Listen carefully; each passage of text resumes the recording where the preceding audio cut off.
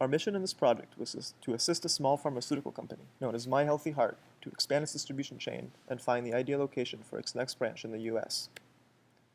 Using internal performance indicators such as price, revenue, market share, and units sold, we were able to determine the effects that supply, such as competitiveness of the market, and demand, such as target population, had on performance of individual branches, and use this to predict the performance of new locations.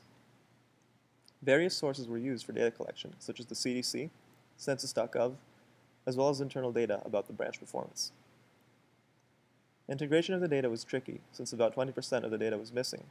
We interpolated missing data using a k-nearest neighbors algorithm. Before we could begin the data analysis, we had to aggregate data around each location, since we have to consider the entire area around a location and not just the population at the actual location. Figuring out the right distance was tricky.